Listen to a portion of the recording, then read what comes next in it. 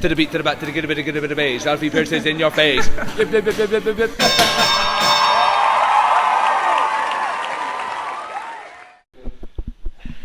Hey guys, it's Ciarain here from Leapfrog Fight TV, and today we are starting the first episode of Between the Rounds.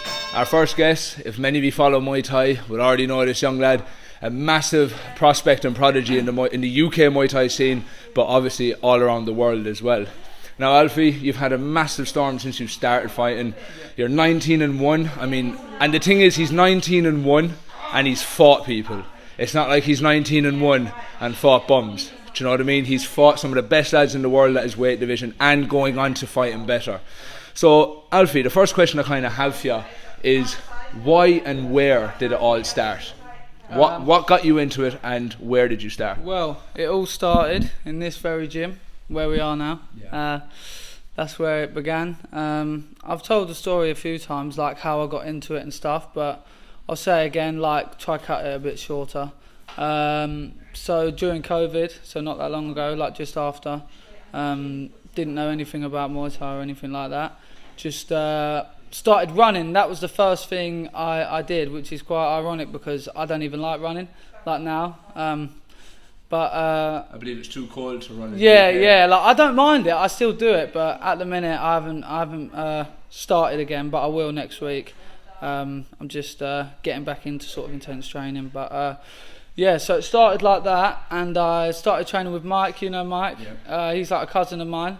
So the first thing I did was MMA, PT, just me and him in here.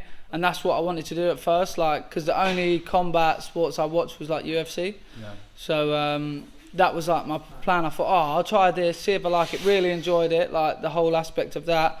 I think I done 2 sessions, just me and him in here, and then after that signed up, like became a member at the gym, and then literally was coming to every single class. Like, you know, on the board they've got like Thai boxing in the morning, then they'll have like jiu-jitsu and boxing. I was there for like every session, like every day. Yeah. When I could, I was here every day, literally every other session. And then obviously when I started training Thai, I got to meet Andy properly. He obviously realised I was coming loads, and the like, I think the beginning of it all was quite funny because Andy didn't know that me and Jacob were friends before I came to the gym, and he knew Jacob Thompson, and obviously I knew him outside of the gym anyway. Yeah. So we've come, and obviously where we're mates, we've started sparring and proper like going for it, like not angrily, like smiling and stuff, but like swinging for each other. Like both of us weren't training Thai boxing properly, so it was all just like haymakers and just like being game with it. And Andy obviously realised he already knew Jacob and knew Jacob was up for it. He was like, oh yeah, Alfie's game. And then it wasn't long after that, I took like a fight on like a week's notice, an N-class fight at 70 kilo. So that was my first fight. 70 kilos? Yeah. Just to put in perspective, he fights at what, 61.2 61 now, yeah. Wow. 61.2. I walk around at about 70 now, so that's how much my body type's changed over the few years. Like, I must have been, when I started here, I must have been 85 kilo at least, something like that. And obviously my weight flew off when I started just training, not even dieting. And then when I got into dieting and things, that's when my body shape really changed. But yeah, took that fight, and then the rest is history. I didn't stop fighting from then. Had 2 fights in shin pads, and then straight into like elbow pads, no shin guards. And then I think after 5 fights, I fought A-class. And then the rest is history there. Like my last 16 fights have all been A-class, like full Thai. Obviously in Thailand it's all full Thai rules. So yeah, I picked up a lot of experience being out there. But I've had some really good fights over here as well, like big ones. So like the level in the UK is really good. I think people will go Thailand, fight, and then come back here and have even harder fights, you know, because people prepare really hard here. You get a lot longer, and the level is really good, you know. There's some really good fighters here, man. Well, I think, like, as you just carried on to say there about the level in the UK, I think, like, in the world rankings countries, of the level of Muay Thai. Obviously, you have Thailand as a strong number one, but you have the UK creeping behind it as number two, I'd say, because some of the best foreign ranked fighters in the world are from the UK, or they're from different countries living in the UK. And I think like the level of the UK Muay Thai scene, obviously you see you see with different lads like yourself fighting in RWS, like it's coming to the Thais, and you're seeing the Thais now are being put a little bit on the back foot and are starting to like question their style of Muay Thai now. It's like a whole transition of Thai boxing now. And yeah, but like thing is, you started at what age? Turned 22 this year, so it must have been just before I turned 20, something like that. I've got to be here for coming up to 3 years now, like training. But fighting, I'd say 2 years. I think 2 like full years of active fighting, I would say. Two full years of active fighting, and he's number 8th ranked in Rajadam. Let's put that into perspective really quick. Like, my last year was obviously my most active year. Had 10 fights, which was hard work. I mean, fighting's not the hard work. Obviously, you will know yourself. The hard bit is like losing weight, cutting weight, the training, which I love, but like having that many fights in a year, it gets on top of you. I remember sitting in the sauna, I said to you, like, from my last fight, and I just thought, I've had enough of this, like cutting the weight. Like, obviously I love what I do, and I wasn't going to ever plan on stopping, but I just thought this actual losing weight is horrible. Like, it was so much that year, and I just thought, this is so annoying. You know? It takes its toll on the body, doesn't it? Yeah. You know, and people, I think there's a bad ideology of people glorifying weight cutting at the minute, especially like up and coming fighters in obviously the A-class scene, you know. But anyway, let's go on to the next part. So when you got into Muay Thai, you started understanding Muay Thai and started liking it. Who was your first inspirational fighter, role model that you kind of looked up to, and you basically took a lot of inspiration from? I mean, I was pretty obsessed when I first started. I think someone that really inspired me first would be Andy, because he showed me the way, you know, like showed me about Thailand, showed me all these fighters, this and that. My favourite fighter is always going to be Ciarain, just because how crazy he is, like just the heart and stuff, like everything about him, not just the fighter he is, like the person he is as well. He's a good person, you know, and I mean, he's crazy, but he's an entertainer as well. Like, I know people say like, in the long run you get this and that, but really we're paid to entertain as well. People that are coming to these shows, you want to entertain them. I think that's a big part, I think, of my style. Like, I want to put on a good show. If I lose a fight and people say that was a good fight, then what, you've tried your best, you know. It's like being the people's champion in the sense that you're always turning up. You're never coming with an excuse about your performance. You're giving your 110% every time. I always want to win, obviously. Of course, I never come to lose.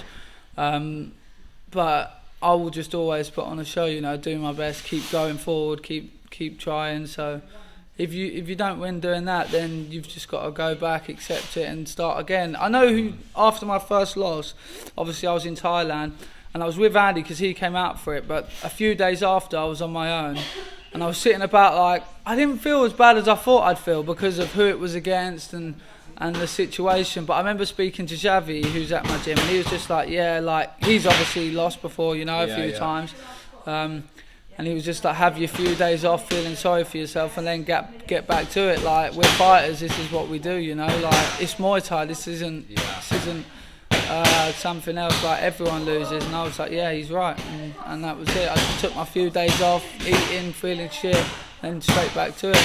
I think you said it there yourself. You know, when you put everything into the ring, and especially into training, a loss isn't as hard to deal with. But often or not, the people that take the hardest losses are the ones that realise they didn't do enough in training.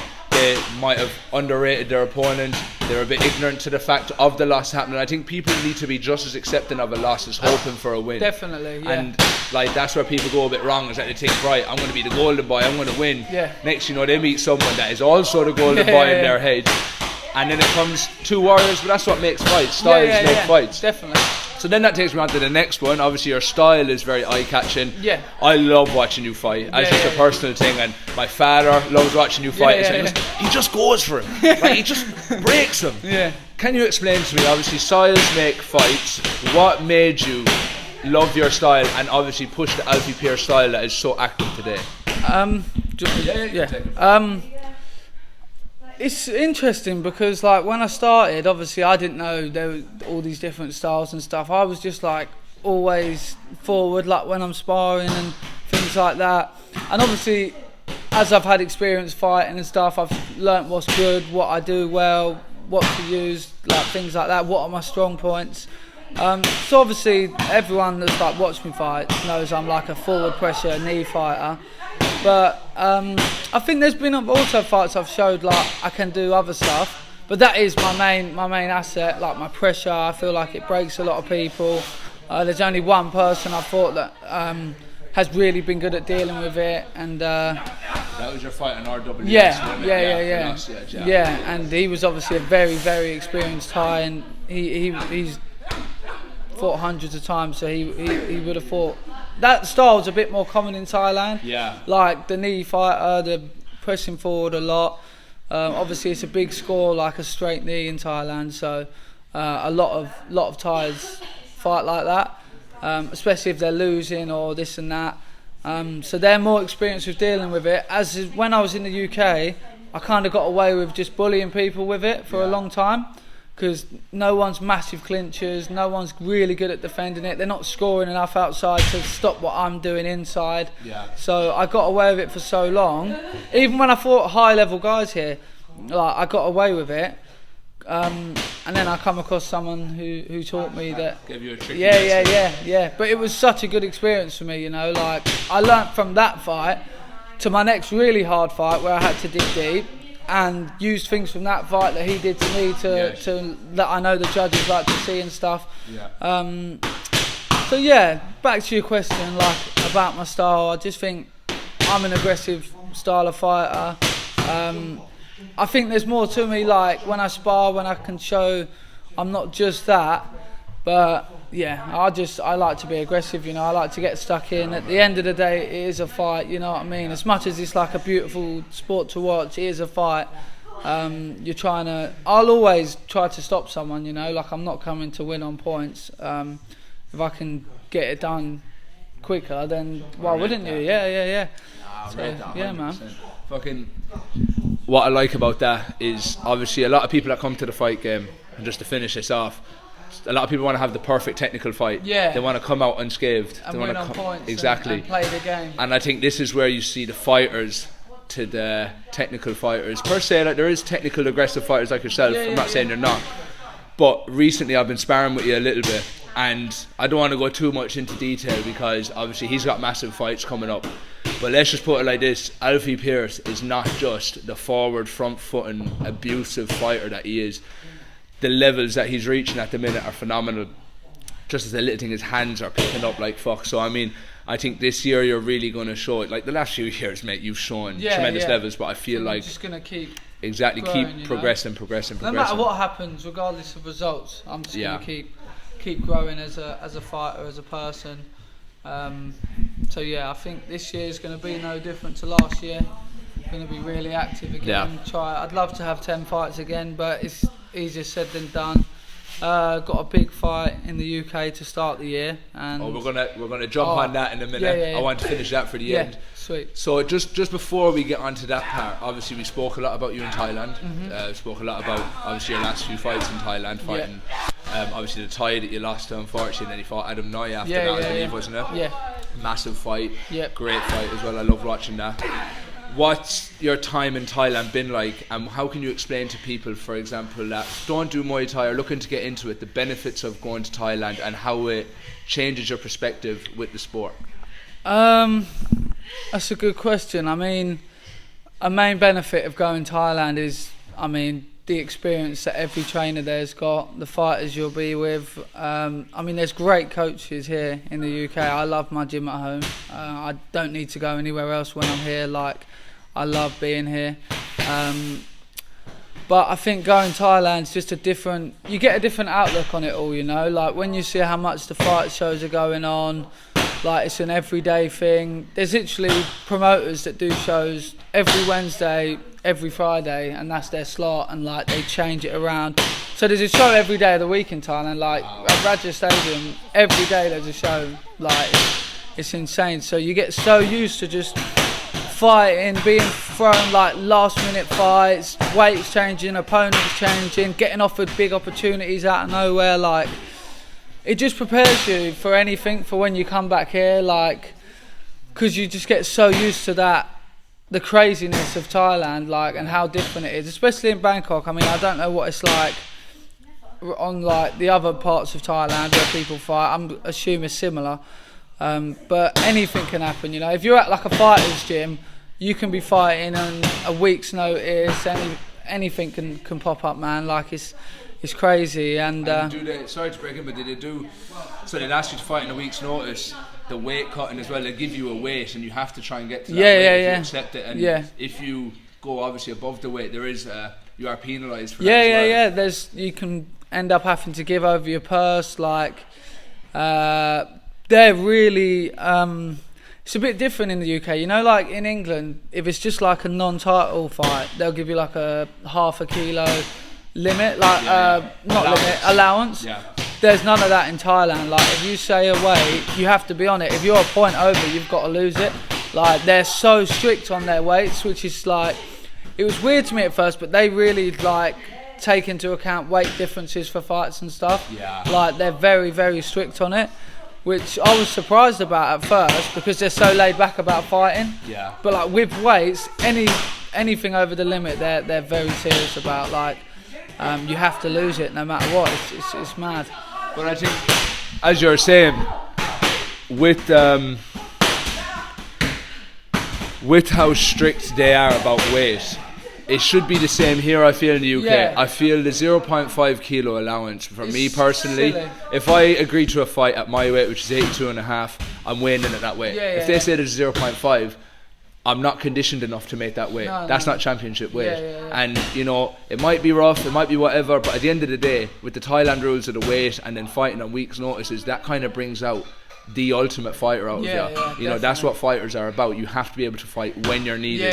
Rather, like, a 6-week camps and 8-week camps are beautiful. But often not, you get too cushy to, right, I can start in a week's time. No, fucker, you've got to fight now next week. That's you know? why I think they're just so like, if you're at like a fighter's gym, which most of the gyms I've been to in Thailand are like fighters' gyms. They're not like you go there and you learn a lot of technique. It's just like you hit pads, you clinch, you spar. Like, the gyms I've been to personally, I'm not learning loads of technique. I'm just getting strong and training hard and getting fit. So you're kind of always ready because of how long the training is. Like, every gym obviously starts like 5:30, 6 a.m. You're running in the morning, you come back, you hit pads, you clinch, you do whatever, you finish, go home, sleep, come back. So you're just living it anyway. So like, these fights that spring up aren't like, it's not like you're not prepared. It's just obviously some people would be like, oh, I need more time to be like. But it's just got me to the idea of like kind of staying ready. I think when it's your job as well, like when you put everything into it, you have to take it seriously like that. Like, even through the holidays this year, I've just stayed consistently training. Even if like Andy's not here or someone, I'll find someone to train with. I won't go crazy with my diet. Like, I still enjoyed Christmas and had a nice time, but I didn't take the piss, you know. Like, when I was speaking with my nutritionist and stuff, like, he was really happy, like, and just said basically enjoy Christmas dinner, things like that. That's not going to kill you, like, or put loads of weight on, but don't take the piss, you know, and indulge in. And I didn't, and I kept quite professional through the holidays, which has allowed me to take a fight like straight afterwards. So I want to jump onto that. So is Jacob there? No, I don't know. Of course Jacob Thompson's not here. I guarantee he's going to be late. So massive domestic fight here in the UK. You're fighting. So just to go over your UK titles really quick and your titles that you have. So you are 2-time ISKA Intercontinental Champion, you're 2-time British ISKA Champion, and you're also number 4 in the rankings. Anthony Deary, who you're fighting in February, is number 5. He's obviously had a big rise in the UK scene, been having some great fights, very beautiful looking fighter, all that. Me personally, you two having a scrap is a great fight for the UK scene. You've been away grafting, you're a big name in the world now, so it's a big challenge for not only just him but for you as well. Respectively, both of you have a tough fight ahead of you. However, I'm going to ask your thoughts on it, how you feel it's going to go, And what do you want to say to the people that are going to be tuning in to watch that fight? What they're going to expect? How is Alfie Pearse going to win this fight? So I think it's a great fight. Hats off to the promoter for getting it done. I mean, I took some convincing. I was pretty certain I was going back to Thailand. Like, my flight was booked and stuff, but he convinced me and I changed my flight, and I stayed now. And obviously the fight was always interesting to me. Like, I think it makes sense, you know, we're the most active around that weight, both of us. We've both been winning, both doing great things. There's no one else in that weight class. I think that's a harder fight than that for me. I think he's up and coming. There's guys above it, but like, I think that's a tricky fight, you know. But it's nothing I'm not used to. I've fought a lot of guys with his sort of style.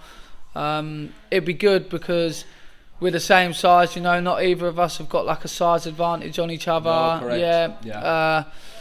So it's going to be interesting. It's a massive, like, different clash of styles. Yeah. Which is always a fun matchup. I think the good thing about him is he'll do his thing like on the outside, but he'll be aggressive as well. Yeah. Like, I think that's a good thing about him, which will make it a good fight because he won't run away. He has the tendency to be nice at long range. Yeah, but he doesn't aggressive. mind getting into it when he needs to get into it. And I think where I'll be in his face, he'll have to get into it. So that's going to make it a good fight, man.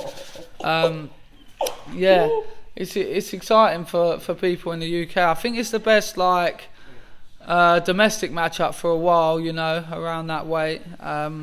Because what obviously weight is the fight at? So it's at a catch weight. Obviously I do like 61 in the UK, but it was decided between both teams that they were happier for 62.5. So that saves me cutting an extra kilo. I'm not too fussed. So it won't be for like ranking spots or world ranking spots or anything like that. It's just a good fight, you know. It's just making a good fight happen, which 100%. You should do. Like in Thailand, it's exactly the same. If there's two of the best, they'll arrange a weight, they'll meet at it, and they'll fight, you know. So I'm happy that it's happening here, you know, like, because you get it so much in the UK and it doesn't happen. But this is exciting because, like you say, we both got nominated for like Fighter of the Year on with Fight Record, right. And now we're both fighting each other, and it just makes sense. So that'll bring out the Fighter of the Year. Yeah, out of us two, obviously. But I think whatever happens, we're both going to go on to do good things. I mean, he's even younger than me. I'm young, and he's even younger. So I think this could either start a trilogy of fights down the line, or whatever, or who knows what could happen. You know, I'm training my hardest. I'm gonna be fit. I'm back with Andy now, like here, and he always makes sure like I'm very fit. I don't think it's a massive secret that I'm gonna come and be aggressive and come for him. I think they know that. They're a really good team. They always prepare well, so I know he's gonna be fit and strong. So it's just, I think, who's going to implement their game plan a bit better on the night. So it's going to be exciting, man. I'm going to be bold and ask, what you reckon of the outcome from your perspective reading it? You obviously can say whichever you want, but how do you feel the fight is going to go in your eyes? I think I'm going to win, but I think it's going to go. I think it'll go the distance. The way I see it, it's him being very snappy and fast in the first couple of rounds and pinging my head back a bit like normally happens to me, and good shot selection.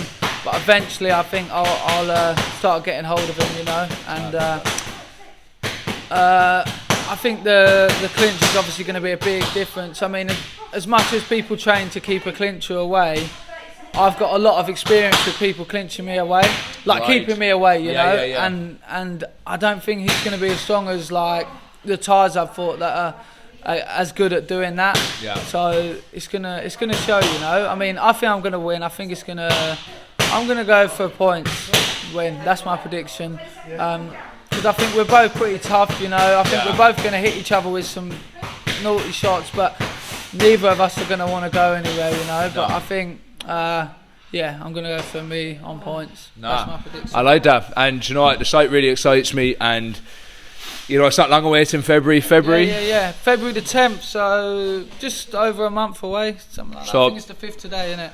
Yeah, 5th today. So well underway with camp with him, and I think, you know, that's going to be one of the fights of the year already, and it's only February.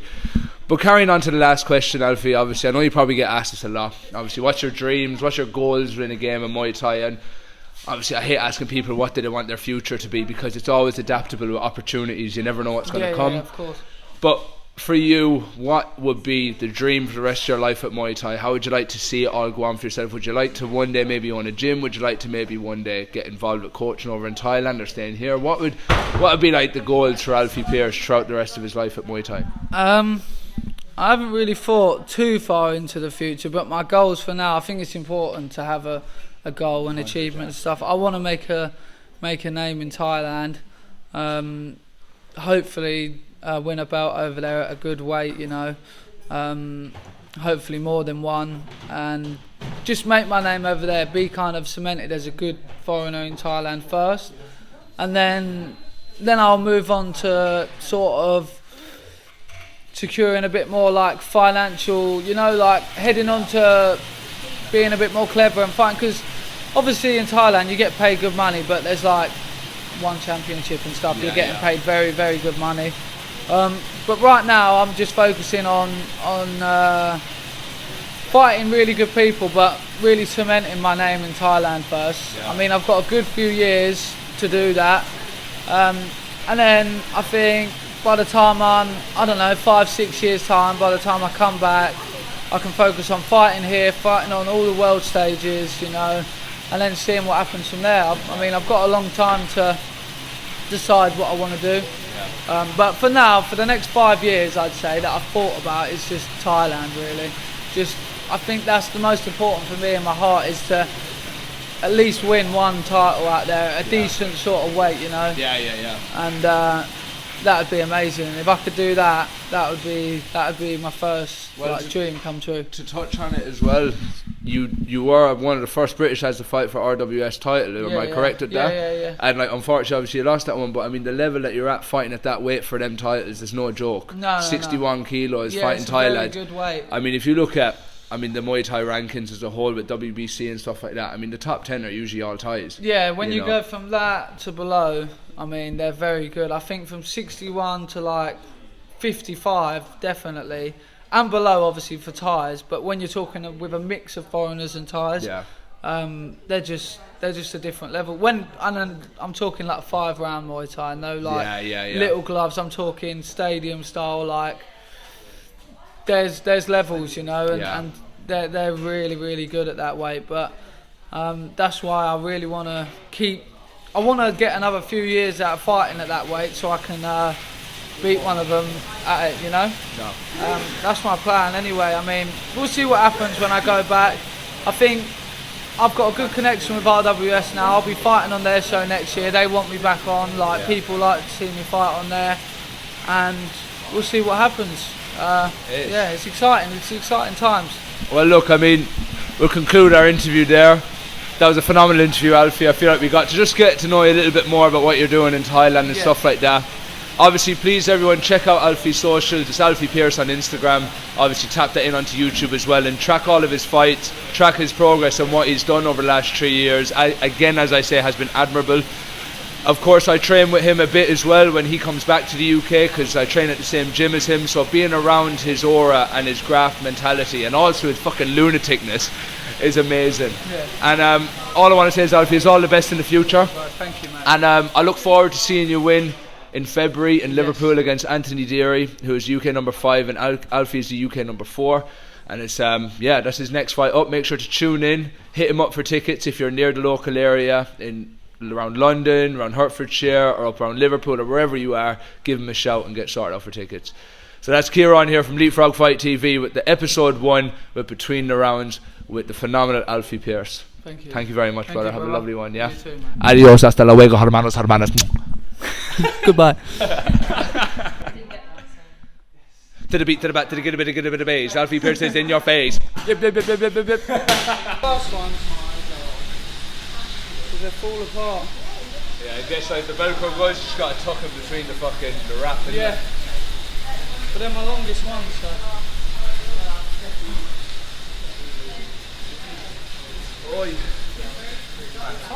The thing is, you go easy on time, and then instantly it starts going. Yeah. Available on Android and Apple devices. Download the Leapfrog Fight TV app and enjoy a whole host of shows as part of your membership.